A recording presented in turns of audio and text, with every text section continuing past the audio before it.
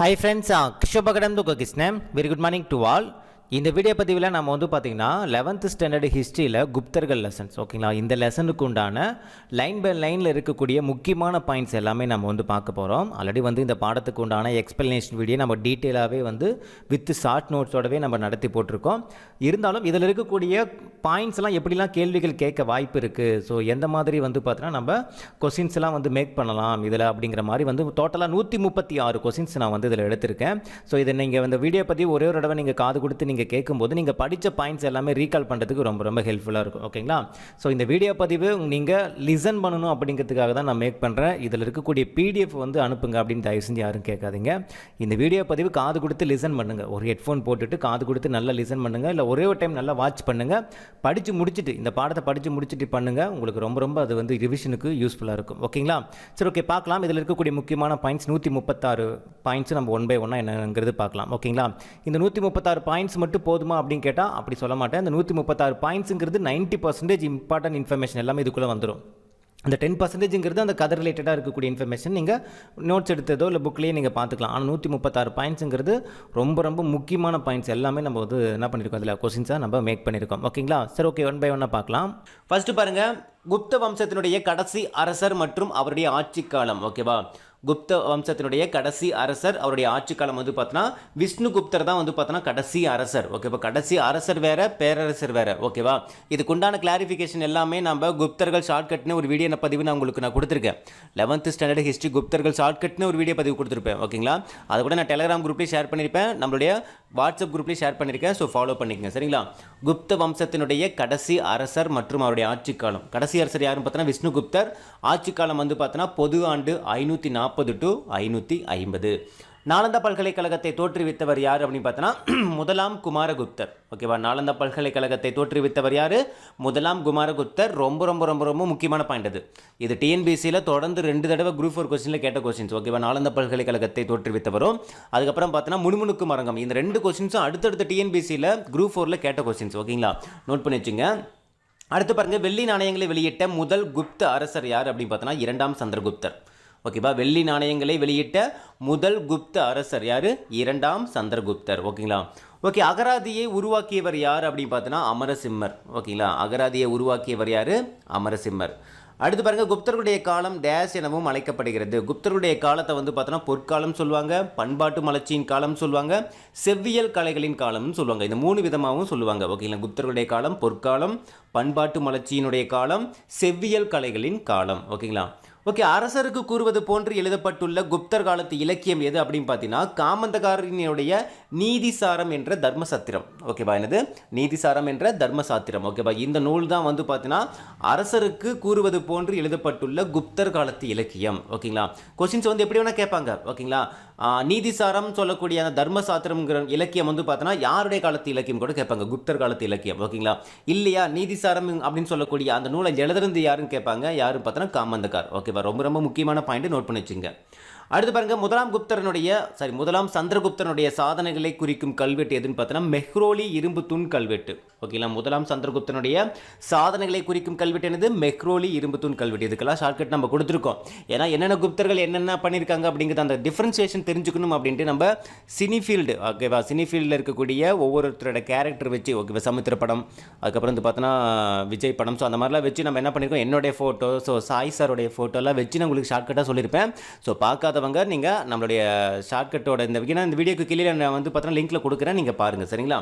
சரி, ஓகே. அடுத்து பாருங்க, சமுத்திரகுப்தனுடைய ஆட்சி, அவரது ஆளுமை மற்றும் சாதனைகள் இதை பற்றி விளக்கும் கல்வெட்டு பார்த்தோன்னா அலகாபாத்தூன் கல்வெட்டு. ஓகேவா. சமுத்திரகுப்தர் அப்படின்னாலே அலகாபாத்தூன் கல்வெட்டு தான். சரிங்களா. அடுத்து பாருங்க, குப்த வம்சத்தினுடைய முதல் அரசர் மற்றும் அவருடைய ஆட்சி காலம். ஓகேவா. ஸோ முதல் அரசர் யார் அப்படின்னு பார்த்தீங்கன்னா ஸ்ரீகுப்தர். ஓகேவா. முதல் அரசர் வேற, பேரரசர் வேற. நான் முன்னாடி சொல்லியிருக்கேன், நல்லா நோட் பண்ணணும். கொஸ்டின்ஸ் நல்லா ஸ்ட்ராங்காக படிக்கணும். அரசரா இல்லை பேரரசரா அப்படின்ட்டு. ஓகேவா. இது பார்த்தீங்கன்னா அரசர், அவருடைய ஆட்சி காலம் ஸ்ரீகுப்தர். ஓகேங்களா. ஸோ ஆட்சி காலம் எப்போ? 240 to 280. ஓகேங்களா. அதே மாதிரி குப்த பேரரசினுடைய முதல் பேரரசர் மற்றும் அவருடைய ஆட்சி காலம். ஸோ முதல் பேரரசர் யாரு? முதலாம் சந்திரகுப்தர். ஆட்சி காலம் 319 to 335. ஓகேங்களா. ஓகே, குப்த வம்சத்தில் மகாராஜா என்ற குறிப்பிடப்படும் இரு நபர்கள். ஓகேவா, மகாராஜா அது ரொம்ப ரொம்ப முக்கியம். ஓகேவா, ஏன்னா அந்த மகாராஜாங்கிற பேர்ல நிறைய வரும். ஓகேங்களா, ஸோ அது என்னங்கிறது நான் வரும்போது சொல்கிறேன். சரிங்களா, ஸோ குப்த வம்சத்தில் மகாராஜா என்று அழைக்கப்படும் இரு நபர்கள் யாருன்னு பார்த்தோன்னா ஸ்ரீகுப்தர், கடோத்கச்சர். ஓகேவா, யாரு? ஸ்ரீகுப்தர், கடோத்கச்சர். ஓகேங்களா, அடுத்து பாருங்க, சாகர் அரசு, இலங்கை அரசு போன்ற வெளிநாட்டு அரசுகளும் கப்பம் கட்டியதாக கூறும் கல்வெட்டு எதுன்னு பார்த்தோன்னா அசோகர் தூண் கல்வெட்டு. ஓகேங்களா, சாகர் அரசு, இலங்கை அரசு போன்ற வெளிநாட்டு அரசுகளும் கப்பம் கட்டியதாக கூறும் கல்வெட்டு வந்து பார்த்தோன்னா அசோகர் தூண் கல்வெட்டு தான். ஸோ குப்த வம்சத்தினுடைய மூன்றாவது ஆட்சியாளர் யாருன்னு பார்த்தோன்னா முதலாம் சந்திரகுப்தர். ஓகேங்களா, யாரு? முதலாம் சந்திரகுப்தர் தான் குப்த வம்சத்தினுடைய மூன்றாவது ஆட்சியாளர். ஓகே பாருங்க, எந்த ஆண்டில் முதலாம் சந்திரகுப்தர் தனது புதல்வர் சமுத்திரகுப்தரை தனது வாரிசாக நியமித்தார்? பொது ஆண்டு 335. ஓகேவா, எந்த ஆண்டில் முதலாம் சந்திரகுப்தர் தனது புதல்வர் சமுத்திரகுப்தரை தனது வாரிசாக நியமித்தார்? பொது ஆண்டு 335.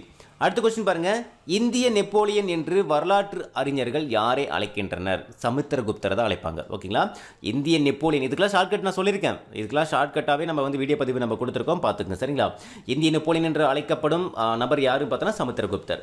யாருடைய ஆட்சி காலத்தில் பாகியான் என்ற பௌத்த அறிஞர் சீனாவிலிருந்து இந்தியாவுக்கு வந்தார்? இரண்டாம் சந்திரகுப்தருடைய ஆட்சி காலத்தில் தான் பாகியான். ஓகேவா, பாகியானாலே உங்களுக்கு தெரியும், பௌத்த அறிஞர். ஓகேவா, சீனாவினுடைய பௌத்த அறிஞர். அவர் நிறைய குறிப்புகள் வந்து கொடுத்திருக்காரு இரண்டாம் சந்திரகுப்தருடைய காலத்தில். ஸோ குப்த வம்சத்தினுடைய கடைசி பேரரசர். ஓகேவா, ஸோ கடைசி அரசர் வேற, கடைசி பேரரசர் வேற. பேரரசர் யாரு? ஸ்கந்தகுப்தர். ஓகேவா, குப்த வம்சத்தினுடைய கடைசி பேரரசர் யாரு? ஸ்கந்தகுப்தர். ஓகேங்களா, ஸோ அடுத்து பாருங்க, 18வது சக்கராதித்யர் என்று அழைக்கப்படுபவர் யார் அப்படின்னு பார்த்தோன்னா முதலாம் குமாரகுப்தர். ஓகேங்களா, சக்கராதித்யர் என்று அழைக்கப்படுபவர் யாரு? முதலாம் குமாரகுப்தர். ஓகேங்களா, அடுத்து பாருங்க, இரண்டாம் சந்திரகுப்தர் தனது சகோதரரான யாருடன் வாரிசுரிமைக்கு போராடி ஆட்சிக்கு வந்தார்? ராமகுப்தர். ரொம்ப ரொம்ப முக்கியமான பாயிண்ட் அது. இரண்டாம் சந்திரகுப்தர் தனது சகோதரரான யாருடன் வாரிசுரிமைக்கு போராடி ஆட்சிக்கு வந்தார்? ராமகுப்தர். அதே மாதிரி இந்த 17வது கொஸ்டினும் 18வது கொஸ்டின் ரொம்ப ரொம்ப முக்கியம். குப்த வம்சத்தினுடைய கடைசி பேரரசரும் சக்கராதித்தர் என்று அழைக்கப்படுபவர் யாரும்? இந்த ரெண்டுமே ரொம்ப ரொம்ப முக்கியமானது. ஸோ சக்கராதித்தர் அப்படிங்கிறது யாரு? முதலாம் குமாரகுப்தர். ஓகேவா, அதே மாதிரி மேலே ஒன்று பார்த்தோம், என்னது? நெப்போலியன். ஓகேங்களா, நெப்போலியன் கூட நம்ம பார்த்தோம். ஸோ அது யாருங்கிறது நீங்கள் பார்த்துங்க. ஓகேவா, நெப்போலியன் எங்கே பார்த்தோம்? ஓகே, அதே மாதிரி மகாராஜாங்கிறது ஸ்ரீகுப்தரும் கடோத்கச்சர். இவங்க ரெண்டு பேர் தான் வந்து பார்த்தோன்னா மகாராஜான்னு சொல்லுவாங்க குப்த வம்சத்தில். இந்திய நெப்போலியன் அப்படிங்கிறது பார்த்தோன்னா சமுத்திரகுப்தரை சொல்லுவாங்க. சக்கராதித்தருங்கிறது முதலாம் குமாரகுப்தரை சொல்லுவாங்க. சரிங்களா, அடுத்து பாருங்க, கவிராஜா என்ற பட்டம் வழங்கப்பட்ட குப்த அரசர் யாருன்னு பார்த்தோன்னா சமுத்திரகுப்தர். ஸோ பாருங்கள், ஒவ்வொரு பேரும் இங்கே வந்து கவிராஜா, அங்கே வந்து பார்த்தோன்னா மகாராஜா. மகாராஜாங்கிறது ரெண்டு பேர் இருக்காங்க. ஓகேங்களா, கவிராஜாங்கிறது ஒருத்தர் தான், அவர் யாருன்னு பார்த்தோன்னா சமுத்திரகுப்தர். ஓகேங்களா, விக்ரமாதித்தன் என்று அழைக்கப்படுபவர் யாருன்னு பார்த்தோன்னா இரண்டாம் சந்திரகுப்தர். ஓகேவா, விக்ரமாதித்தன் என்று அழைக்கப்படுபவர் யாரு? இரண்டாம் சந்திரகுப்தர். ஓகேங்களா, அப்போ விக்ரமாதித்யன், இந்திய நெப்போலியன் ரெண்டுக்கும் உண்டான வித்தியாசம் தெரிஞ்சுக்கணும். இங்கே பாருங்க, ஒவ்வொரு பட்ட பேரும் ஒவ்வொருத்தருக்கு இருக்கும். ஓகேவா, இது எல்லாமே நம்ம ஷார்ட்கட்டாக நம்ம கொடுத்துருக்கோம் அந்த வீடியோ பதிவில். சரிங்களா, ஸோ நான் வேணா கீழே டிஸ்கிரிப்ஷனில் கொடுக்குறேன், நீங்கள் கிளிக் பண்ணி அதை பாருங்கள், கிளாரிஃபிகேஷன் ஈஸியாக புரிஞ்சிடும். அடுத்து பாருங்க, மகாராஜா அதிராஜா. நான் சொல்லியிருந்தேன்னா மகாராஜானா யாரும் கேட்பாங்க, கவிராஜானா யாரும் கேட்பாங்க, மகாராஜா அதிராஜாங்கிறது யாரும் கேட்பாங்க. இந்த கன்ஃபியூஷன்லாம் உங்களுக்கு கிளியர் ஆகணும். எல்லாத்துக்கும் ஷார்ட்கட் கொடுத்துருக்கோம். சரிங்களா, மகாராஜா அதிராஜா என்ற பட்டத்தை ஏற்றவர் யாருன்னு பார்த்தோன்னா முதலாம் சந்திரகுப்தர். ஓகேங்களா, யாரு? முதலாம் சந்திரகுப்தர். ஓகே, அடுத்து பாருங்க, அலகாபாத்தூன் கல்வெட்டில் சமுத்திரகுப்தருடைய ஆட்சி மற்றும் அவருடைய சாதனைகள் பற்றி கல்வெட்டில் பொறித்தவர் யாருன்னு பார்த்தோன்னா ஹரிசேனர். ஓகேங்களா, அலகாபாத்தூன் கல்வெட்டில் சமுத்திரகுப்தருடைய ஆட்சி, யாருடைய ஆட்சிங்கிறது ரொம்ப முக்கியம். ஓகேவா, எந்த தூண் கல்வெட்டுங்கிறது ரொம்ப முக்கியம். ஸோ அலகாபாத்தூன் கல்வெட்டில் சமுத்திரகுப்தருடைய ஆட்சி மற்றும் அவருடைய சாதனைகள் பற்றி கல்வெட்டில் பொறித்தவர் யாருன்னு பார்த்தோன்னா ஹரிசேனர். ஸோ முதலாம் சந்திரகுப்தர் மணந்த லிச்சாவி இளவரசி யாருன்னு பார்த்தோன்னா குமாரதேவி. ஓகேவா, யாரு? குமாரதேவி. முதலாம் சந்திரகுப்தர் மணந்த லிச்சாவி இளவரசி. ஓகேவா, யாரு? குமாரதேவி. ஓகே, தெய்வபுத்திர சகானுசாகி என்பது ஒரு குஷான பட்டம். ஓகேவா, தெய்வபுத்திர சகானுசாகி அப்படிங்கிறது ஒரு குஷான வம்சத்தில் கொடுக்கக்கூடிய ஒரு பட்டம் தான் வந்து தெய்வபுத்திர சகானுசாகி. அடுத்து, இலங்கை அரசர் டேஷ் என்பவர் பரிசுகளை அனுப்பி கயாவில் ஒரு பௌத்த மடம் கட்ட அனுமதி கோரினார். யாருன்னு பார்த்தோன்னா மேகவர்மன். இலங்கை அரசர் அப்படின்னாலே வந்து பார்த்தோன்னா ஃபர்ஸ்ட் வரது மேகவர்மன் தான். அவர் தான் என்ன பண்ணார்? பரிசுகளை அனுப்பி கயாவில், ஓகேவா, எந்த இடத்துலங்கிறது ரொம்ப முக்கியம், கயாவில் வந்து ஒரு பௌத்த மடம் கட்ட அனுமதி கோரினார். ஓகேங்களா, ஸோ தனது ராணுவ வெற்றிகளை பிரகடனம் செய்ய அஸ்வமேத யாகம், அந்த வார்த்தை ரொம்ப முக்கியம். ஓகேவா, இதுக்கான ஷார்ட்கட்டு நம்ம கொடுத்துருக்கோம். அஸ்வமேத யாகம் அப்படிங்கிறதுக்கு வச்சு நம்ம ஷார்ட்கட் கொடுத்துருப்போம் சமுத்திரகுப்தர். ஓகேங்களா, ஸோ தனது ராணுவ வெற்றிகளை பிரகடனம் செய்ய அஸ்வமேத யாகம் நடத்தியவர் யாருன்னு பார்த்தோன்னா சமுத்திரகுப்தர். ஓகேங்களா, அடுத்து யாருடைய ஆட்சி காலத்தில் குப்த பேரரசுடைய விரிவாக்கம் உச்சத்தை எட்டியது? இரண்டாம் சந்திரகுப்தர். ஓகேவா? யாருடைய ஆட்சி காலத்தில்? இரண்டாம் சந்திரகுப்தருடைய ஆட்சி காலத்தில் தான் குப்த பேரரசுடைய விரிவாக்கம் உச்சத்தை அடைந்தது. ஸோ 400 ஆண்டுகளாக ஆட்சி செய்து வந்த சாக அரசர்களை படையெடுப்பின் மூலம் வென்றவர் யாரு பார்த்தோன்னா இரண்டாம் சந்திரகுப்தர் தான். ஓகேவா? யாரு? 400 வருஷத்துக்கு மேலே வந்து பார்த்தோன்னா சாக அரசர்களை படையெடுப்பின் மூலம் வென்றவர் யாரு? இரண்டாம் சந்திரகுப்தர். ஓகேங்களா? அடுத்து பாருங்க, தேவகுப்தன் தேவராஜன் என்று அழைக்கப்படுபவர் யாரு? இரண்டாம் சந்திரகுப்தர். இரண்டாம் சந்திரகுப்தர் இப்போ நிறைய இடத்துல வருவார். ஓகேங்களா? இரண்டாம் சந்திரகுப்தரும் சமுத்திரகுப்தரும் நிறைய இடத்துல வருவாங்க. ஸோ தேவகுப்தன் தேவராஜன். ஸோ நிறைய பட்டப்பேர் இருக்குது. அந்த பட்டப்பேர் வேணால் என்ன பண்ணிக்கிறீங்க, தனியாக வந்து ஒரு பாக்ஸில் வேணால் நோட் பண்ணி வச்சுக்கோங்க. எனக்கு கன்ஃபியூஷன் ஆகிடக்கூடாது அப்படிங்கிறதா. இந்திய நெப்போலியன் யார்? விக்ரமாதித்யன் யார்? ஓகேவா? மகாராஜா யார்? மகாராஜா ஆதிராஜா யார்? கவிராஜா யார்? தேவகுப்தன் யார்? தேவராஜன் யார்? ஸோ இதுக்கான விளக்கங்கள் வந்து பார்த்தோன்னா நீங்கள் ஒரு பாக்ஸில் போட்டு வச்சுக்கிட்டிங்கன்னா ஈஸியாக வந்து கம்பேர் பண்ணி படிக்கிறது கொஞ்சம் ஈஸியாக இருக்கும். அவ்வளோதான், கன்ஃபியூஷன் இருந்துச்சுன்னா. அடுத்து பாருங்க, குப்த நாணயங்களில் யார் வீணை வாசிப்பது போன்ற சின்னம் பொறிக்கப்பட்டுள்ளது? சமுத்திரகுப்தர். ஓகேங்களா? ஸோ குப்த நாணயத்தில் வீணை வாசிக்கிறது போல என்ன இருக்கும்? ஒரு சின்னம் இருக்கும். ஓகேவா? அது யாருடைய நாணயத்தில் அப்படின்னு பார்த்தோன்னா சமுத்திரகுப்தர் வெளியிட்ட நாணயத்தில் தான். ஓகே, தேவி சந்திரகுப்தம் என்ற நூலினுடைய ஆசிரியர் யாருன்னு பார்த்தோன்னா விசாகதத்தர். ஓகேவா? யாரு? விசாகதத்தர் தேவி சந்திரகுப்தம் என்ற நூலினுடைய ஆசிரியர். ஓகேங்களா? அடுத்து, வைணவத்தை தீவிரமாக பின்பற்றிய குப்த அரசர் யாருன்னு பார்த்தோன்னா சமுத்திரகுப்தர். ஓகேங்களா? வைணவத்தை தீவிரமாக பயன்படுத்திய, ஓகேவா, தீவிரமாக பின்பற்றிய குப்த அரசர் யாரு? சமுத்திரகுப்தர். ஓகேங்களா? தேவி சந்திரகுப்தம் அப்படிங்கிறது விசாகதத்தருடைய விசாகதத்தர் தான் வந்து பார்த்தோன்னா அதனுடைய ஆசிரியர். அது தேவி சந்திரகுப்தம் அப்படின்னு சொல்லக்கூடிய அந்த நூலோட ஆசிரியர். ஓகேங்களா?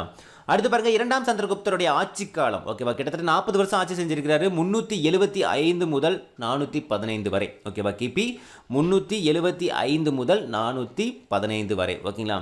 அடுத்து பாருங்க, சமுத்திரகுப்தர் ஆதரித்த மாபெரும் அறிஞர் யாருன்னு பார்த்தோன்னா வசுபந்து. ரொம்ப ரொம்ப முக்கியமான கொஸ்டின் 35. ஓகேங்களா? ஸோ சமுத்திரகுப்தர் ஆதரித்த மாபெரும் அறிஞர் யாரு? வசுபந்து. அடுத்து பாருங்க, வாகட இளவரசருக்கு திருமணம் செய்த இரண்டாம் சந்திரகுப்தருடைய மகள் யாருன்னு பார்த்தோன்னா பிரபாவதி.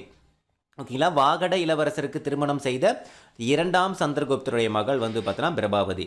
ஸோ யாருடைய இறப்பிற்கு பின்னர் குப்த பேரரசு வீழ்ச்சி அடைந்தது அப்படின்னு பார்த்தோன்னா ஸ்கந்தகுப்தர். ஓகேங்களா? ஸோ இவருடைய இறப்புக்கு அப்புறம் தான் வந்து பார்த்தோன்னா குப்த பேரரசு டோட்டலாக வந்து பார்த்தோன்னா ஃபுல்லாக கம்ப்ளீட் ஆயிடுச்சு, அதை டேமேஜ் ஆயிடுச்சு. ஓகேங்களா? அடுத்து, சகாரி என்ற பட்டம் கொண்ட குப்த அரசர் யாருன்னு பார்த்தோன்னா இரண்டாம் சந்திரகுப்தர். எனது சகாரி. ஓகேங்களா? சகாரி என்ற பட்டம் கொண்ட குப்த அரசர் யாரு? இரண்டாம் சந்திரகுப்தர். கங்கைக்கும் நேபாளத்தராய்க்கும் இடைப்பட்ட பழமையான கனசங்க பகுதி எதுன்னு பார்த்தோன்னா லிச்சாவி. ஓகேவா? கங்கைக்கும் நேபாளத்தராய்க்கும் இடைப்பட்ட பழமையான கனசங்க பகுதி எதுன்னு பார்த்தோன்னா லிச்சாவி. ஓகேங்களா? ஸோ அந்த லிச்சாவி இளவரசி கூட நம்ம மேலே பார்த்துருந்தோம். ஓகேங்களா? ஸோ அதை நோட் பண்ணி வச்சுங்க, யாருடைய ஒய்ஃப் அப்படிங்கிற மாதிரி. சரிங்களா?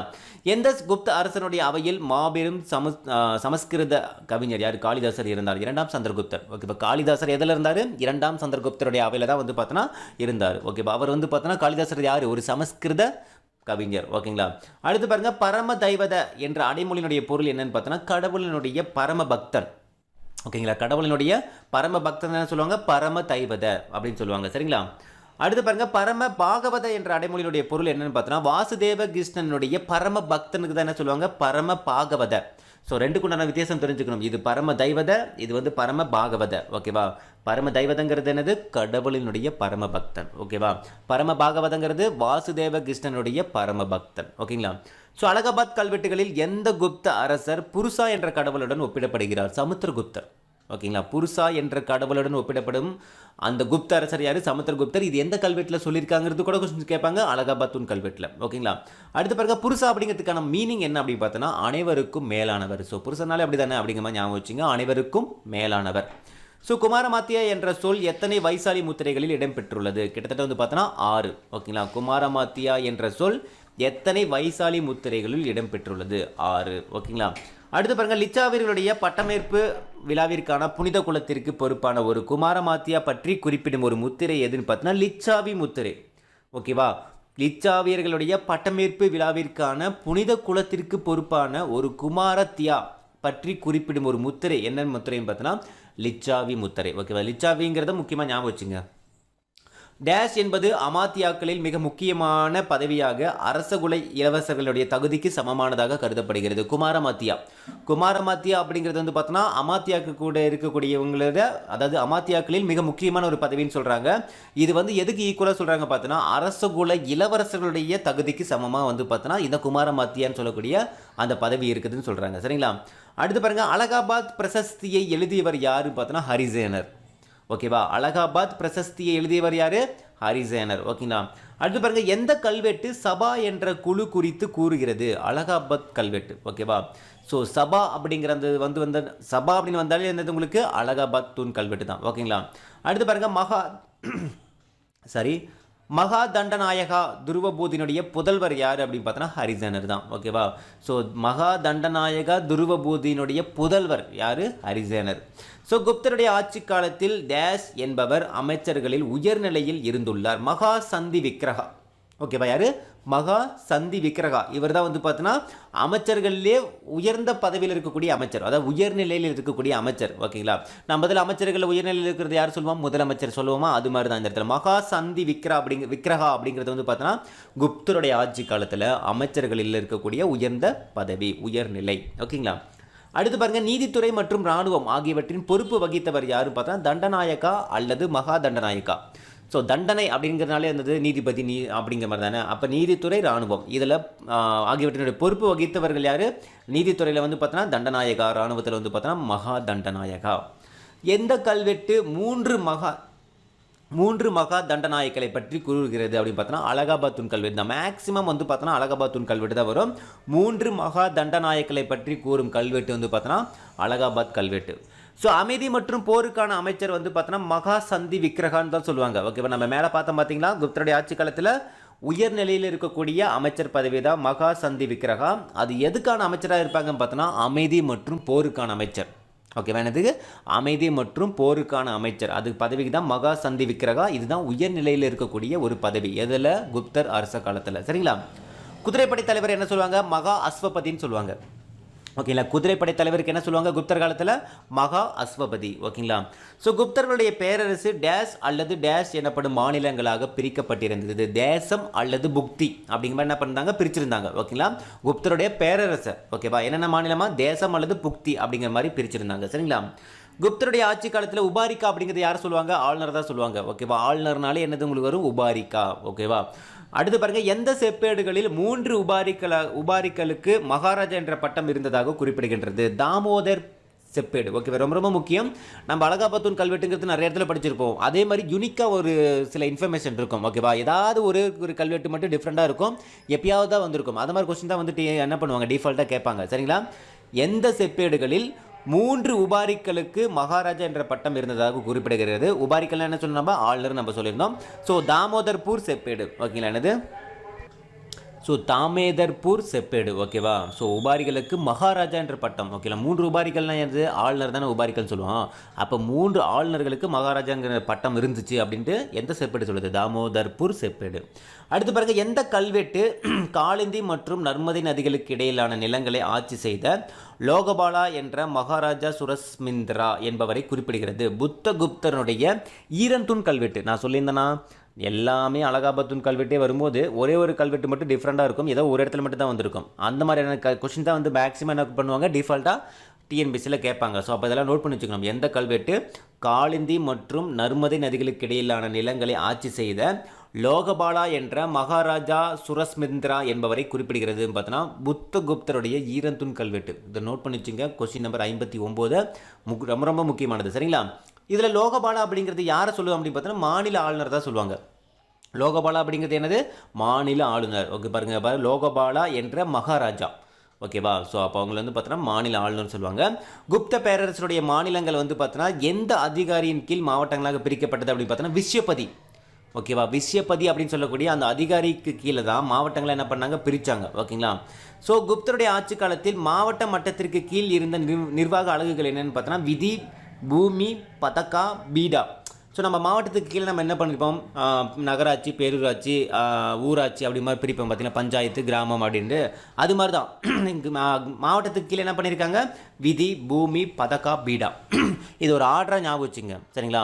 விதி, அதுக்கப்புறம் பூமி, அதுக்கப்புறம் பதக்கா, அதுக்கப்புறம் பீடா. இந்த மாதிரி ஆர்டரை ஞாபகம் வச்சுங்க. ஏன்னா அந்த ஆர்டர் கூட கொஸ்டின் தான் கேட்கறதுக்கான வாய்ப்புகள் அதிகம். அடுத்து குப்தருடைய ஆட்சி காலத்தில் கிராம மட்டத்தில் இருந்த அதிகாரிகள் யாருன்னு பார்த்தோன்னா கிராமிகா, கிராம் அத்தியசா. ஓகேவா, யார்? கிராமிகா, கிராம் அத்தியஷா. ஓகேவா, இதெல்லாம் வந்து பார்த்தோன்னா கிராம அளவில் இருக்கக்கூடிய அதிகாரிகள். ஓகேங்களா, நம்மளதில் கிராம அளவில் வந்து என்ன சொல்லுவோம், நம்ம கிராம அலுவலர், அதே மாதிரி கிராம ஊராட்சி அலுவலர் அந்த மாதிரி நம்ம சொல்லுவோம்.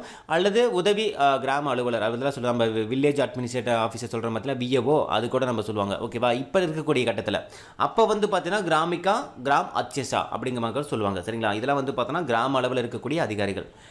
டேஷ் என்ற செப்பேடு மகாதாரா என்பவர் தலைமையிலான அஷ்டகுல அதிகாரனா குறித்து குறிப்பிடுகிறதுன்னு பார்த்தோன்னா தாமோதர்பீர் செப்பேடு. ஓகே, என்னது? தாமோதர்பூர் செப்பேடு. இது வந்து பார்த்தோன்னா அஷ்டகுல அதிகாரனா.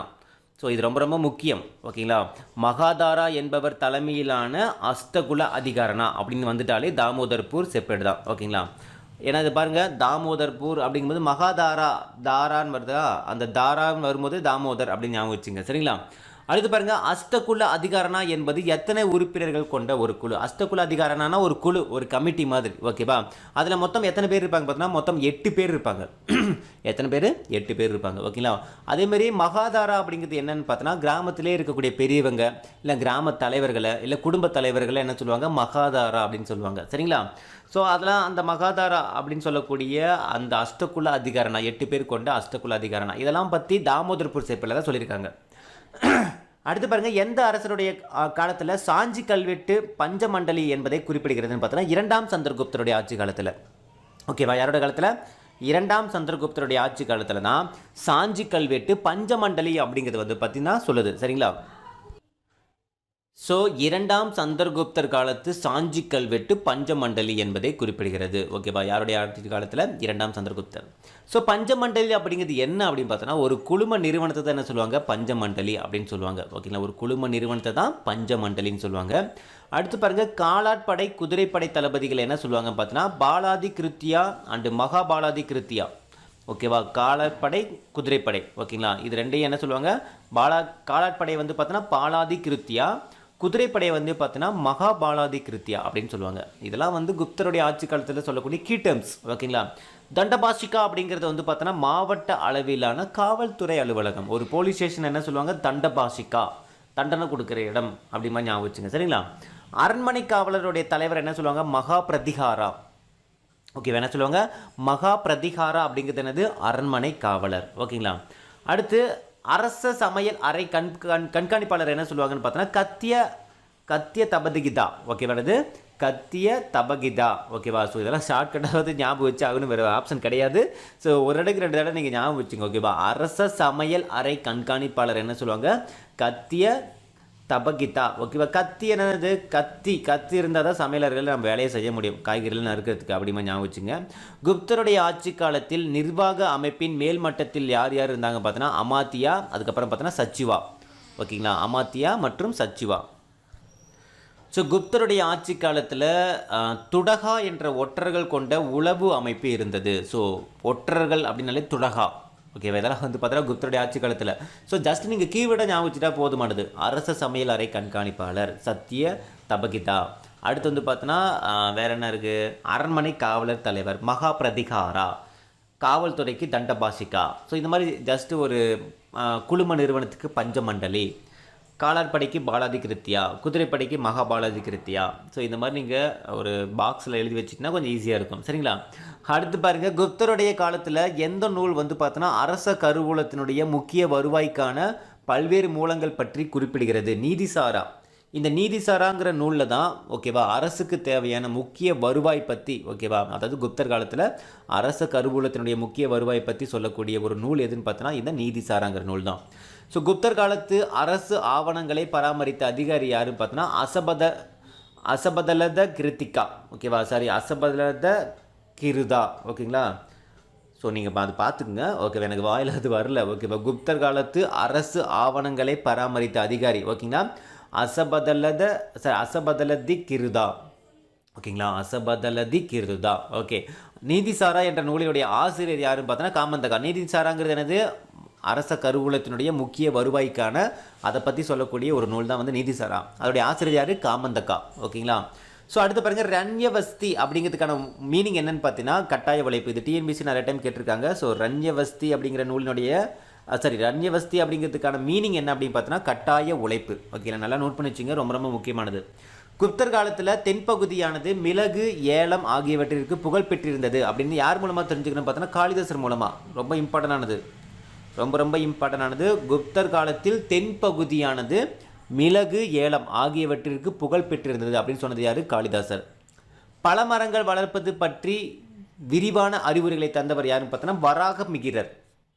பல மரங்கள் வந்து பார்த்தோன்னா எப்படி வளர்க்குறது அப்படின்னு வந்து பார்த்தோன்னா வராகமிகிரர் அப்படிங்கிறது அந்த நூலில் தான் என்ன சொல்லியிருக்காங்க, விரிவாக அறிவுரை வந்து கொடுத்துருக்காங்க. ஓகேவா, வராகமிகிரர் அவர் தான் அறிவுரை வந்து நிறைய சொல்லியிருக்காருன்னு சொல்கிறாங்க. எந்த நூல் கிடையாது, வராகமிகிரங்கிறது ஒரு ஆள், ஓகேவா, ஒரு பர்சன்.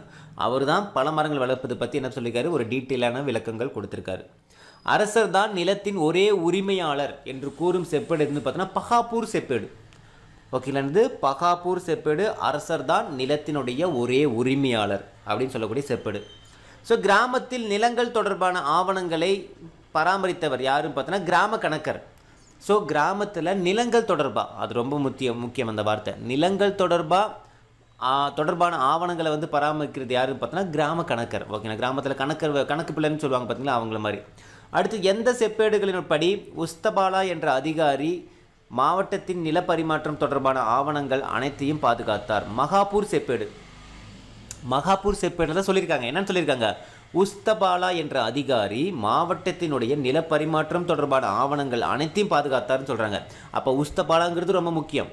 அப்போ கிராம கணக்கருங்கிறது கிராம நிலங்கள் தொடர்பான ஆவணங்களை பராமரித்தவர். உஸ்தபாலாங்கிறது மாவட்டத்தினுடைய நிலப்பரிமாற்றம் மற்றும் தொடர்பான ஆவணங்களை பராமரித்தது யார்? உஸ்தபாலா. ஓகேவா, இதை பற்றி சொல்லக்கூடிய செப்பேடு வந்து என்னது? பகாப்பூர் செப்பேடு. ஓகேங்களா. அடுத்து நாரத ஸ்மிருதி என்ற நூலில் வயல்களை வெள்ளங்களிலிருந்து பாதுகாத்த டேஸ் மற்றும் பாசனத்திற்கு உதவிய டேஸ் என்ற இருவகை அணைக்கரைகள் பற்றி குறிப்பிடுகின்றன. ஸோ நாரத ஸ்மிருதி. ஓகேவா, நாரத ஸ்மிருதி. ஓகேவா, இந்த நூலில் வந்து பார்த்தோன்னா வயல்களில் வெள்ளங்களில், ஓகேவா, நல்லா நோட் பண்ணுங்கள், வயல்களை வெள்ளங்களிலிருந்து பாதுகாத்த டேஸ் மற்றும் பாசனத்திற்கு உதவிய டேஸ் என்ற இருவகை அணைக்கரைகள் பற்றி சொல்லுது. அப்போ கொஸ்டின்ஸ் எப்படி கேட்பாங்க, பந்தியா கரா அப்படிங்கிறது என்ன? ஃபர்ஸ்ட் ஆஃப் ஆல் அணை. ஓகேவா, இந்த ரெண்டுமே வந்து என்னது? அணைக்கரைகள்னு சொல்லுவாங்க. இந்த ரெண்டு அணைகளும் வந்து பார்த்தீங்கன்னா வெள்ளங்களிலிருந்து பாதுகாக்கிறதுக்கும், அதே மாதிரி வந்து பார்த்தீங்கன்னா வெள்ளம் இல்லாதப்ப, அதாவது நார்மலாக வந்து அந்த பாசனத்துக்காக தண்ணி விடுவோம் பார்த்தீங்களா, அந்த இதுக்கும் இந்த ரெண்டு அணைக்கரைகளும் வந்து பார்த்தீங்கன்னா என்ன பண்ணியிருக்காங்க, பயன்படுத்தியிருக்காங்க. இதை பற்றி எந்த நூலில் சொல்லியிருக்காங்க அப்படின்னு பார்த்தீங்கன்னா நாரத ஸ்மிருதி அப்படின்னு சொல்லக்கூடிய அந்த நூல்களில். ஃபஸ்ட்டு பந்தியா கராங்கிறது அணைக்கரைகள்னு தெரிஞ்சுக்கணும். இந்த ரெண்டும் வந்து பார்த்தீங்கன்னா நாரத ஸ்மிருதின்னு சொல்லக்கூடிய அந்த நூல்களில் வந்து பார்த்தீங்கன்னா மென்ஷன் பண்ணியிருக்காங்க. இது வந்து வயல்களை பாதுகாக்கிறதுக்கும் பாசனத்திற்காகவும் பயன்படுத்திய இரு அணைக்கரைகள் குப்தர் அரச காலத்தில். சரிங்களா. அடுத்து தண்ணீர் தேங்குவதை தடுக்க ஜலநிர்கமா அப்படின்னு சொல்லக்கூடிய அந்த வடிகால் இருந்ததாக யார் சொல்கிறாங்க பார்த்தோன்னா அமரசிம்மர். ஸோ தண்ணீர் தேங்குவதை தடுக்க ஜலநிர்கமா என்று சொல்லக்கூடிய வடிகால். ஓகேவா, ஜலநிர்கமான ஜலம்னா தண்ணீர்னு சொல்லுவோம், ஞாபகம் இருக்கும்ல. ஸோ ஜலநிர்கமா அப்படிங்கிறது வந்து பார்த்தோன்னா வடிகால். ஓகேவா, வாய்க்கால்னு சொல்லுவாங்க. ஸோ அதை தடுக்கிறதுக்காக அந்த வாய்க்கால் இருந்துச்சு அப்படின்னு சொன்னது யாருன்னு பார்த்தோன்னா அமரசிம்மர் தான் சொல்லியிருக்காரு. சரிங்களா. அடுத்து குஜராத்தினுடைய கிர்னார் மலையின் அடிவாரத்தில் இருந்த மிகவும் புகழ்பெற்ற ஏரி எதுன்னு பார்த்தோன்னா சுதர்சனா ஏரி. குஜராத்தினுடைய கிர்னாமாலினுடைய அடிவாரத்தில், ரொம்ப முக்கியமான பாயிண்ட் இது. ஓகேங்களா, ஒரு யூனிக்கான ஒரு இன்ஃபர்மேஷன். குஜராத்தினுடைய கிர்னார் மலையினுடைய அடிவாரத்தில் இருந்த மிகவும் புகழ்பெற்ற ஏரி சுதர்சனா ஏரி. கொஸ்டின்ஸ் எப்படி வேணால் கேட்பாங்க, எந்த ஏரின்னு கேட்பாங்க இல்லையா. சுதர்சனா ஏரி வந்து பார்த்தீங்கன்னா எந்த மலையின் அடிவாரத்தில் இருக்குதுன்னு கேட்பாங்க, இல்லை எங்கே இருக்குதுன்னு கூட கேட்பாங்க. ஓகேவா, குஜராத்தில் கிர்னார் மலையினுடைய அடிவாரத்தில்.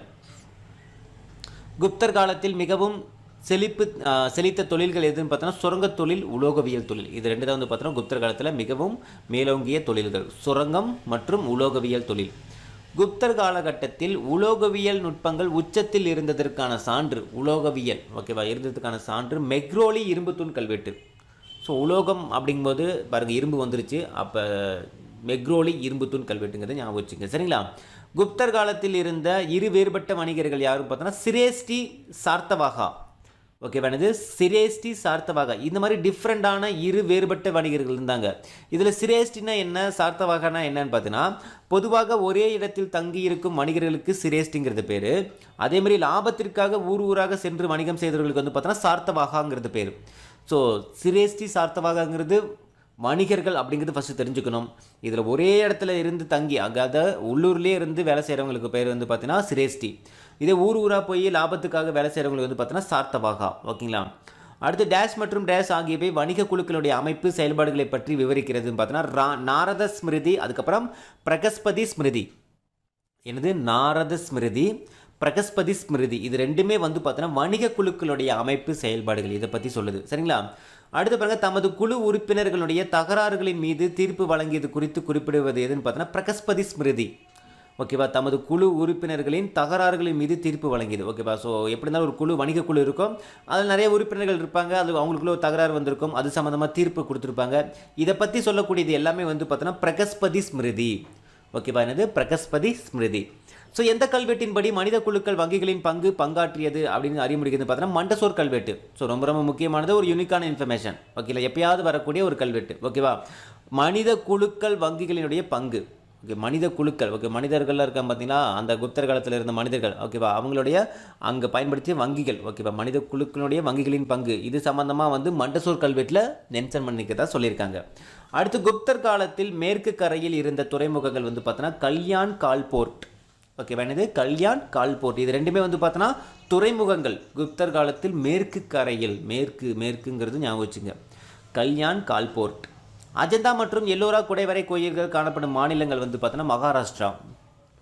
மகாராஷ்டிராவில் தான் அஜந்தா மற்றும் எல்லோரா குடைவரை கோயில்கள் இருக்குது. அதே மாதிரி உதயகிரி குகை காணப்படும் மாநிலம் எதுன்னு பார்த்தோன்னா ஒடிசா. ஓகேவா? உதயகிரி குகை காணப்படும் மாநிலம் எது? ஒடிசா. அதே மாதிரி அஜந்தா எல்லோரா குடைவரை கோயில்கள் இருக்கிறது மகாராஷ்டிரா. பாக் என்ற குடைவரை கோயில் காணப்படும் மாநிலம் வந்து பார்த்தோன்னா மத்திய பிரதேசம். ஸோ இங்கே பாருங்கள், உதயகிரிங்கிறது ஒடிசா, பாக்குங்கிறது மத்திய பிரதேசம். ஓகேங்களா? அடுத்து பாருங்கள், இந்திராவிட முறையில் பல கூறுவை கொண்டவையாக உள்ள கோவில்கள் எதுன்னு பார்த்தோன்னா விமானத்துடன் கூடிய தட்டையான கூரை கொண்ட சதுர கோவில்கள். ஓகேங்களா? பாருங்க, இந்திராவிட முறையில் பல கூறுகளை கொண்டவையாக உள்ள கோவில்கள் எதுன்னு பார்த்தீங்கன்னா விமானத்துடன் கூடிய தட்டையான கூரை கொண்ட சதுர கோயில்கள். ஓகேவா? அந்த விமான வடிவத்தில் இருக்கும். ஓகேங்களா? ஸோ அது இருக்கக்கூடிய சதுர கோவில்கள். ஓகேங்களா? அடுத்து பாருங்கள், கருவறைக்கு மேலே சிகரம் அமைக்கும் புதுமை கொண்ட கோவில்கள் வந்து பார்த்தோன்னா வளைகோட்டு கோபுரம் கொண்ட கோவில்கள். கருவறைக்கு மேலே சிகரம் அமைக்கும் புதுமை கொண்ட கோவில்கள். கொஸ்டின்ஸ் நம்பர் 100 வந்து ரொம்ப ரொம்ப ரொம்ப முக்கியமானது. வளைகோட்டு கோபுரம் கொண்ட கோவில்கள் தான் என்ன சொல்லுவாங்க? கருவறைக்கு மேலே சிகரம் அமைக்கும் புதுமை கொண்ட கோவில்கள். ஓகேங்களா? ஸோ அடுத்து பாருங்கள், ஸ்தூபிகள் காணப்படும் மாநிலங்கள். ஓகே, இது ஒரு இதுவாக கொடுத்துருப்பாங்க இன்ஃபர்மேஷனாக. ஸோ இதை வந்து உங்களுக்கு பொறுத்துக்களை கேட்கறதுக்கான வாய்ப்புகள் அதிகம்.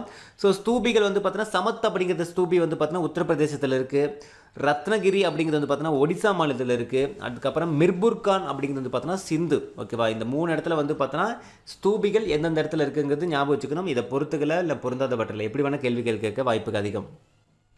அடுத்து குப்தருடைய ஆட்சி காலத்தில் கல் சிற்பக்கலைக்கு சிறந்த சான்று எதுன்னு பார்த்தோன்னா சாரநாத்தில் காணப்படும் நிற்கும் நிலையில் உள்ள புத்தர் சிலை.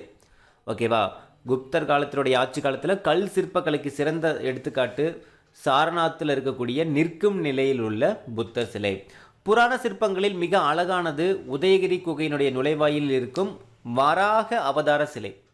ஓகேவா? புராண சிற்பங்கள் மிக அழகானது எதுன்னு பார்த்தீங்கன்னா உதயகிரி குகையினுடைய நுழைவாயில் இருக்கும் வராக அவதார சிலை தான். ஓகேங்களா? புத்தருடைய 18 அடி செம்பு சிலை காணப்படும் இடம் எதுன்னு பார்த்தீங்கன்னா பீகாரினுடைய நாலந்தா அப்படிங்கிற இடத்துல தான் புத்தருடைய 18 அடி செம்பு சிலை இருக்குது. ஓகேவா? நல்லா நீங்கள் ஞாபகம் வச்சுக்கணும். ஓகேங்களா? ஸோ இதுக்கு முன்னாடி நம்ம பார்த்தது வந்து பார்த்தீங்கன்னா உங்களுக்கு புத்தருடைய இங்கே பாருங்கள் நிற்கும் நிலையில் உள்ள சிலை. ஓகேவா? இங்கே பாருங்கள்,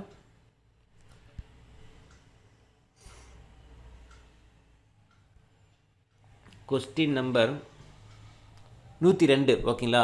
ஸோ சாரநாத்தில் காணப்படும் நிற்கும் நிலையில் உள்ள புத்தர் சிலை. ஓகேவா? அது சாரநாத்தில் இருக்குது. ஓகேங்களா? கல் சிற்பக்கலைக்கு ஒரு சிறந்த எடுத்துக்காட்டா. அதேமாதிரி பீகாரினுடைய நாலந்தாவில் வந்து பார்த்தீங்கன்னா புத்தருடைய 18 அடி செம்பு சிலை இருக்குது. ஓகேவா? அதே மாதிரி சுல்தான் கஞ்சியில் வந்து பார்த்தீங்கன்னா 7.5 அடி. ஓகேவா? 7.5 அடி புத்தர் சிலை இருக்குது. அப்போ 18 அடி செம்பு சிலை வந்து பீகாருடைய நாலந்தா. அதே மாதிரி 7.5 அடி புத்தர் சிலை வந்து பார்த்தீங்கன்னா சுல்தான் கஞ்சி. அதுக்கப்புறம் வந்து பார்த்தீங்கன்னா சாரநாத்தில் நிற்கும் நிலையில் உள்ள புத்தர் சிலை. இந்த 3 டிஃப்ரென்சியேஷன் தெரிஞ்சு வச்சுங்க, கன்ஃபியூஷன் ஆகாதீங்க. ஓகேங்களா? அடுத்து குப்தருடைய சுவர் ஓவியங்கள் வந்து பார்த்தோன்னா அஜந்தா, பாக்கு, பாதாமின்னு சொல்லுவாங்க. ஓகேங்களா? என்னது? அஜந்தா, பாக்கு, பாதாமி. ஓகேவா? இது எல்லாமே வந்து பார்த்தோன்னா குப்தருடைய சுவர் ஓவியங்கள். சரிங்களா? ஸோ அஜந்தாவினுடைய சுவர் ஓவியங்கள் என்ன சொல்லுவாங்க? பிரஸ்கோ எனப்படும் சுவர் ஓவிய வகையை சேர்ந்தவை அல்ல. ரொம்ப ரொம்ப முக்கியம். ஓகேவா? அஜந்தாவினுடைய சுவர் ஓவியங்கள் பிரஸ்கோ வகையை சார்ந்தவை அல்ல. ஏன் அல்ல அப்படின்னு பார்த்தீங்கன்னா ப்ரெஸ்கோ வகை அப்படிங்கும் போது வந்து பார்த்தோன்னா அது வந்து ஈரம் காஞ்சதுக்கு அப்புறம் வரையிறது அப்படிங்கிற மாதிரி சொல்லியிருப்பாங்க. ஓகேங்களா, நீங்கள் அந்த இதில் நீங்கள் இன்ஃபர்மேஷன் படிச்சிருந்தீங்கன்னா தெரிஞ்சிருக்கும். ஓகேங்களா, அந்த ப்ரெஸ்கோ வகையை சார்ந்தவை அல்ல அப்படின்னா ஈரம் காஞ்சதுக்கு அப்புறம் பெயிண்ட் அடிக்கிறது. ஓகேங்களா, ஸோ மத்திய பிரதேச ஓவிய பள்ளி முறையுடைய தலை சிறந்த ஓவியங்களாக கருதப்படுவது எதுன்னு பார்த்தோன்னா அஜந்தா மற்றும் பாக்கில் காணப்படும் ஓவியங்கள். ஓகேவா, அஜந்தா மற்றும் பாக் இந்த 2 இடத்துல இருக்கக்கூடிய ஓவியங்கள் தான் மத்திய பிரதேச ஓவிய பள்ளி முறையினுடைய தலை சிறந்த ஓவியங்கள். ரொம்ப ரொம்ப முக்கியமான பாயிண்ட் அது. ஓகேங்களா, அடுத்து பாருங்க, புத்தருடைய காலத்து மண்பாண்டங்களில் தனிப்பட்ட சிறப்பம்சம் எதுவும் பார்த்தோன்னா சிவப்பு மண்பாண்டங்கள். ஓகேங்களா, புத்தர் காலத்தில் ஓகேங்களா மிக தனிப்பட்ட ஒரு சிறப்பம்சம் வந்து பார்த்தோன்னா மண்பாண்டங்கள் வந்து பார்த்தோன்னா சிவப்பு மண்பாண்டங்கள். ஓகேங்களா, அடுத்து டேஷ் ஆகிய இடங்களில் கிடைத்துள்ள குப்தர் காலத்து மண்பாண்டங்கள் மண்பாண்ட கலையினுடைய சிறப்பிற்கு எடுத்துக்காட்டாக திகழ்கின்றன. ஓகேவா, அச்சு சத்திரா, ராய்கார், அதுக்கப்புறம் ஹஸ்தினாப்பூர், அதுக்கப்புறம் பஷார் இந்த இடத்துல இருக்கக்கூடிய மட்பாண்டங்கள்லாம் வந்து பார்த்தோன்னா குப்தர் காலத்தினுடைய மட்பாண்டங்களுடைய ஒரு சிறப்புக்கு எடுத்துக்காட்டாக இருக்குதுன்னு சொல்கிறாங்க. சரிங்களா, அடுத்து பாருங்கள், இந்த புத்தர்னு கொடுத்துருப்ப 109வது அது குப்தர் மாற்றிங்க. ஓகேங்களா, 109வது புத்தர் காலத்து மட்பாண்டங்களில் தனிப்பட்ட சிறப்பம்சம் வந்து பார்த்தா அது குப்தர். சரிங்களா, அடுத்து பாருங்கள், சுவருடைய பூச்சி ஈரமாக இருக்கும்போது வரையப்படும் ஓவியங்கள் தான் என்ன சொல்லுவாங்க, ப்ரெஸ்கோ. நம்ம முன்னாடியே சொல்லியிருந்தோம் பார்த்தீங்களா, ப்ரெஸ்கோ வகையை சார்ந்தவை அல்ல. சுவருடைய பூச்சி ஈரமாக இருக்கும்போது வரையப்படும் ஓவியங்கள் தான் ப்ரெஸ்கோ ஓவியங்கள். ஆனால் குப்தர் காலத்து ஓவியங்கள் வந்து பார்த்தோன்னா ஈரம் காஞ்சதுக்கு அப்புறம் தான் வரைவாங்க. அதனால் அது ப்ரெஸ்கோ வகை சார்ந்தவை அல்லன்னு சொல்கிறாங்க. சரிங்களா, குப்தர்கள் எந்த மொழியை அலுவல் மொழியாக கருதினர், சமஸ்கிருதம். ரொம்ப ரொம்ப முக்கியமான பாயிண்ட். ஓகேங்களா, குப்தர்கள் சமஸ்கிருதத்தை அஃபிஷியல் லாங்குவேஜாக யூஸ் பண்ணாங்க. அதுக்கப்புறம் பாருங்கள், மகாபாஷ்யங்கிற நூலை எழுதுனது யாருன்னு பார்த்தோன்னா பதஞ்சலி. ஓகேவா, மகாபாஷ்ய என்ற நூலினுடைய ஆசிரியர் யார், பதஞ்சலி. அஸ்தத்யாயி அப்படின்னு சொல்லக்கூடிய நூலை எழுதுனது யார் பார்த்தோன்னா பாணினி. அஸ்தத்யாயி என்ற நூலை எழுதியவர் பாணினி. அமரசிம்மர் எழுதிய சமஸ்கிருத சொற்களஞ்சியம் எதுன்னு பார்த்தோன்னா அமர கோஷம். இந்த கொஸ்டின் நம்பர் 113, 14, 15 இந்த 4மே ரொம்ப ரொம்ப முக்கியம். சரி, இன்க்ளூடிங் 16. ஓகேங்களா, ஒவ்வொரு நூலும் யார் எழுதுனாங்கிறது தெரிஞ்சுங்க. மகாபாஷ்யங்கிறது பதஞ்சலி, அஸ்தத்யாயிங்கிறது பாணினி, அமரசிம்மர் எழுதிய சமஸ்கிருத சொற்களஞ்சியம் வந்து பார்த்தோன்னா அமர கோஷம். சந்திர வியாகரணம் என்ற இலக்கண நூலை படைத்த பௌத்த அறிஞர் வந்து பார்த்தோன்னா சந்திர கோமியர். சந்திர வியாகரணங்கிறது ஒரு இலக்கண நூல். அது இலக்கணங்கிற வார்த்தை ரொம்ப முக்கியம். ஓகேவா, இலக்கண நூலை படைத்த பௌத்த அறிஞர் யாருன்னு பார்த்தோன்னா சந்திர கோமியர். சந்திர கோமியருங்கிறது ஒரு பௌத்த அறிஞர். ஓகேவா, அது நாம் தெரிஞ்சுக்கணும். சமஸ்கிருத அறிஞரா பௌத்த அறிஞராக கூட கொஸ்டின் கேட்பாங்க. அடுத்து பாருங்க, குப்தர் காலத்து குறிப்பிடத்தக்க எழுத்தாளர்கள் யாருன்னு பார்த்தோன்னா ஆரிய தேவர், ஆரிய அசங்கர். ஓகேவா, எழுத்தாளர்கள். ஓகேவா, ஆரிய தேவர், ஆரிய அசங்கர். ஸோ வசுபந்துவினுடைய சீடர் யாருன்னு பார்த்தோன்னா திக்நாகர். வசுபந்துவினுடைய சீடர் யார், திக்நாகர். சமண ராமாயணத்தை எழுதியவர் யாருன்னு பார்த்தா விமலா. ஓகேவா, சமண ராமாயணத்தை எழுதியவர் யார், விமலா. ஸோ தர்க்க அறிவியல் சார்ந்த முதலாவது முழுமையான பௌத்த நூல் யாரால் குப்தர் காலத்தில் கட்டப்பட்டது, வசுபந்து. ஓகேங்களா, ஸோ தர்க்க அறிவியல் சார்ந்த முதலாவது பௌத்த நூல் யாரால் குப்தர் காலத்தில் கட்டப்பட்டது, வசுபந்து. ஓகேங்களா, சமணர்களுக்கிடையே தர்க்க சாஸ்திரத்திற்கு அடித்தளமிட்டவர் யாருன்னு பார்த்தோன்னா சித்தன திவாகரா. ஓகேங்களா, ஸோ இதில் பாருங்கள், குப்தர் காலத்தில் கட்டப்பட்டதில்லை, தொகுக்கப்பட்டது. ஓகேங்களா, அந்த முழுமையான பௌத்த நூல் யாரால் குப்தர் காலத்தில் எழுதப்பட்டது, வசுபந்து. ஓகேங்களா, அடுத்து பாருங்கள், சமணர்களுக்கிடையே தர்க்க சாஸ்திரத்துக்கு அடித்தளமிட்டவர் யாருன்னு பார்த்தோன்னா சித்தசேனா திவாகரா. ஓகேங்களா, யார், சித்தசேனா திவாகரா. சமணர்களுக்கிடையே தர்க்க சாஸ்திரத்துக்கு அடித்தளமிட்டவர். கவிஞர் காளிதாசுடைய புகழ்பெற்ற நாடகங்கள் எதுன்னு பார்த்தோன்னா சாகுந்தலம், மாளவி காக்னி மித்திரம், விக்ரமோர்வசியம். ரொம்ப ரொம்ப ரொம்ப முக்கியமானதுப்பா. இதை பொருந்தாத கேட்டுருவாங்க. சாகுந்தலம், மாளவி காக்னி மித்திரம், விக்ரமோர்வசியம். ஓகேப்பா, இது 3மே கொடுத்துட்டு இதில் வந்து காளிதாசருடைய புகழ்பெற்ற நாடகங்கள் இல்லாதது எதுன்னு வேற ஒன்று கூட கொடுப்பாங்க. ஸோ நோட் பண்ணி வச்சுங்க. அடுத்து பாருங்கள், மிருச்சகடிகம் என்ற நூலை எழுதியவர் யாருன்னு பார்த்தோன்னா சூத்திரகர். ஓகேங்களா, மிருச்சகடிகம் ஓகேப்பா என்ற நூலை எழுதியவர் யார், சூத்திரகர். ஓகேங்களா, ஸோ மதுரா பகுதியில் இருந்த பிராகிருத மொழியினுடைய வடிவம் எதுன்னு பார்த்தோன்னா சூரசேனி. ஓகேங்களா, மதுரா பகுதியில் இருந்த பிராகிருத மொழியினுடைய வடிவம் வந்து பார்த்தோன்னா சூரசேனி.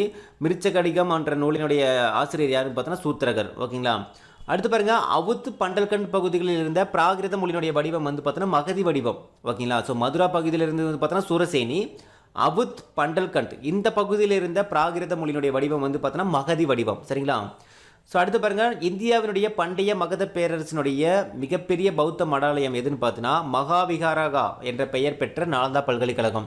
ஸோ அப்போ மகாவிகாரா அப்படின்னு சொல்லக்கூடியது வந்து பார்த்தோன்னா எதை சொல்லுவாங்க, நாலந்தா பல்கலைக்கழகத்தை தான் சொல்லுவாங்க. இது பண்டைய மகத பேரரசினுடைய மிகப்பெரிய பௌத்த மடாலயம். சரிங்களா, இந்தியாவினுடைய தொடக்க கால பல்கலைக்கழகங்கள் எதுன்னு பார்த்தோன்னா தட்சசீலம், நாலந்தா, விக்ரமசீலா. இது எல்லாமே தொடக்க கால பல்கலைக்கழகங்கள், இந்தியாவினுடைய தொடக்க கால புகழ்பெற்ற பல்கலைக்கழகங்கள். ஸோ நாலந்தா பல்கலைக்கழகம் யாரால் அழிக்கப்பட்டது? ஓகேவா, அழிக்கப்பட்டது மீன்ஸ் வந்து பார்த்தோன்னா டேமேஜ் ஃபுல்லாக வந்து கொலாப்ஸ் பண்ணது, அந்த இடத்துல அழிக்கப்பட்டதுக்கு இந்த லீவ் வரும், மாற்றிக்குங்க சரிங்களா. மம்லுக் வம்சத்தினுடைய கில்ஜி படை அவங்க தான் என்ன பண்ணாங்க, நாலந்தா பல்கலைக்கழகத்தை சூறையாடி வம்சம் என்ன பண்ணாங்க, அழிச்சிட்டாங்க சரிங்களா. நாலந்தா பல்கலைக்கழகம் அழிக்கப்பட்ட ஆண்டு பொது ஆண்டு 1200, பொது ஆண்டு 1200, அப்போ தான் நாலந்தா பல்கலைக்கழகம் அளிக்கப்பட்டது. டேஷ் என்ற நூலில் சூரிய கிரகணங்களுடைய உண்மையான காரணங்களை ஆரியப்பட்டர் ஆராய்ந்தார். சூரிய சித்தாந்தா, ஓகேவா, இது சூரிய சித்தாந்தா அப்படிங்கிற அந்த நூலில் தான் வந்து பார்த்தோன்னா சூரிய கிரகணங்களுடைய உண்மையான காரணங்களை ஆரியப்பட்டர் ஆராய்ந்தார். ஓகேவா, எந்த நூலில் அப்படிங்கிறது ரொம்ப முக்கியம், யார் ஆராய்ச்சி பண்ணாங்கிறது ரொம்ப முக்கியம், எதை பற்றி ஆராய்ச்சி பண்ணாங்கிறது ரொம்ப முக்கியம். அடுத்து பாருங்க, ஆரியப்பட்டர் என்பவர் கணிதம், வானவியல், இயற்கணிதம் ஆகியவற்றை பற்றி பேசும் ஆரியப்பட்டியம் என்ற நூலை எழுதினார். அப்போ சூரிய சித்தாந்தம் என்ற நூலினுடைய ஆசிரியர் யார், ஆரியப்பட்டர் தான். அதே மாதிரி ஆரியப்பட்டியம் என்ற நூலினுடைய ஆசிரியர் யார், ஆரியப்பட்டர் தான். ஓகேவா, அந்த ஆரியப்பட்டியம் அப்படிங்கிறதுல தான் கணிதம், வானவியல், இயற்கணிதம் இதை பற்றிலாம் வந்து என்ன பண்ணியிருக்காரு, மென்ஷன் பண்ணியிருக்கிறாரு. ஓகேங்களா. அடுத்து வராகமிக்கிரனுடைய எந்த நூல் வந்து பார்த்தோன்னா வானவியல், புவியியல், தாவரவியல், இயற்கை வரலாறு ஆகியவற்றிற்கான கலக்களஞ்சியம் அப்படின்னு பார்த்தோன்னா பிருகத் சம்ஹிதா. ஓகேவானது பிருகத் சம்ஹிதா. ஓகேவா, இது வந்து பார்த்தோன்னா வராகமிகிரனுடைய நூல். இந்த நூலில் வந்து பார்த்தோன்னா வானவியல் பற்றி சொல்லியிருப்பாங்க, புவியியல் பற்றி சொல்லியிருப்பாங்க, தாவரவியலை பற்றி சொல்லியிருப்பாங்க, இயற்கை வரலாறு பற்றியும் சொல்லியிருப்பாங்க. இது எல்லாத்துக்குமான ஒரு கலை களஞ்சியமாக இருந்து எதுன்னு பார்த்தீங்கன்னா பிரகத் சம்ஹிதா. ஓகேவா, வராகமிகிரனுடைய பிரசத் சம்ஹிதா. ஸோ வராகமிகிரங்கிறது 6ஆம் நூற்றாண்டை சேர்ந்தவர். ஓகேங்களா. அடுத்து பாருங்க, பிரம்மகுப்தர் அவர் வந்து பார்த்தோன்னா கணிதம் மற்றும் வானவியலுக்கான முக்கிய நூல்களான பிரம்மஸ்புத சித்தாந்தா, அதுக்கப்புறம் கண்ட காத்தியகா. ஓகேவானது பிரம்மஸ்புத சித்தாந்தா, கண்ட காத்தியகா, இந்த 2 நூல்களை எழுதுனது யார் பார்த்தோன்னா பிரம்மபுத்தர். இதில் வந்து எதில் பற்றி சொல்லியிருக்காங்க, கணிதம் மற்றும் வானவியலுக்கான முக்கிய நூல்கள். அப்போ பாருங்கள், நிறைய வந்து பார்த்தோன்னா இதில் அறிவியல் அறிஞர்கள்லாம் இருந்திருக்காங்க. ஓகேங்களா. அதே மாதிரி வந்து பார்த்தோன்னா நூல் ஆசிரியர்கள் நிறைய பேர் இருந்திருக்காங்க. ஸோ ஒவ்வொருத்தரும் ஒவ்வொரு இதை பற்றி சொல்லியிருக்காங்க. ஸோ நீங்கள் எல்லாமே என்ன பண்ணி ஆகணும், நோட் பண்ணி தான் ஆகணும் சரிங்களா. அடுத்து பாருங்கள், மருந்துகள் தயாரிப்பதற்கு உலோகங்களை பயன்படுத்துதல், பாதரசம் மற்றும் இரும்பு ஆகியவற்றின் பயன்பாடு குறித்து எழுதியவர் யார் பார்த்தோன்னா வராகமிகிரர். ஓகேங்களா. ஸோ மருந்துகள் தயாரிப்பதற்கு உலோகங்களை பயன்படுத்துதல், பாதரசம் மற்றும் இரும்பு ஆகியவற்றின் பயன்பாடு குறித்து எழுதியவர் யாருன்னு பார்த்தோன்னா வராகமிகிரர் தான். ஓகேங்களா. அடுத்து டேஷ் என்ற நூல் மருத்துவ நூல், டேஷ் என்ற மருத்துவ நூல் நோய்களுக்கான மருந்துகள் தயாரிக்கும் முறை இதை பற்றி சொல்லுதுன்னு பார்த்தோன்னா நவநீதகம். ஓகேங்களா, என்னது நவநீதகம். ஓகேவா, இந்த நூலில் வந்து பார்த்தோன்னா நோய்களுக்கான மருந்து, அந்த மருந்து தயாரிக்கக்கூடிய முறை இது சம்மந்தமாக சொல்லியிருக்காங்க. மேலே இருக்கக்கூடிய கொஸ்டின் பார்த்தோன்னா மருந்துகள் தயாரிப்பதற்கு உலோகங்களை பயன்படுத்துதல், பாதரசம் மற்றும் இரும்பு ஆகியவற்றின் பயன்பாடு, இது எல்லாமே அதை மருந்து தயாரிக்கிறதுக்கு என்னென்ன பொருள்லாம் தேவை அதை வந்து வராகமிகிரர் வந்து என்ன பண்ணியிருக்காரு, எழுதியிருக்கிறாரு. அதே மாதிரி அந்த மருந்து தயாரிக்கும் முறை, ஓகேவா, இது எல்லாமே வந்து நவநீதகம் அப்படிங்கிற அந்த நூலில் வந்து என்ன பண்ணியிருக்காங்க, மென்ஷன் பண்ணியிருக்காங்க சரிங்களா. அடுத்து டேஷ் என்பவர் எழுதிய ஹஸ்தத்யாயுர்வேதா என்ற நூல் விலங்குகளுக்கான மருத்துவ நூலாகும். ஓகேவா, பாலகாப்பியா ரொம்ப ரொம்ப ரொம்ப ரொம்ப முக்கியமான கொஸ்டின் இது. விலங்குகளுக்கான மருத்துவ நூல். ஓகேங்களா, விலங்குகளுக்கான மருத்துவ நூல் எதுன்னு பார்த்தீங்கன்னா பாலகாப்பியா எழுதிய ஹஸ்தத்யாயுர்வேதா. ஓகேவா, இதெல்லாம் குப்தர் காலத்து நூல்கள். ஓகேங்களா. ஸோ அவ்வளோதான், மொத்தம் 136 கொஸ்டின். இதில் முக்கியமான கொஸ்டின்ஸ் எல்லாமே வந்து பார்த்தோன்னா உங்களுக்கு டெப்த்தாகவே நான் எடுத்திருக்கேன், லைன் பை லைன். ஓகே, இந்த வீடியோ உங்களுக்கு பிடிச்சி நினைக்கிறேன். மீண்டும் அடுத்த ஒரு தகவலுடன் சந்திக்கலாம். இது கிஷோர் பக்கத்தில் உங்கள் கிருஷ்ணன். தேங்க்யூ.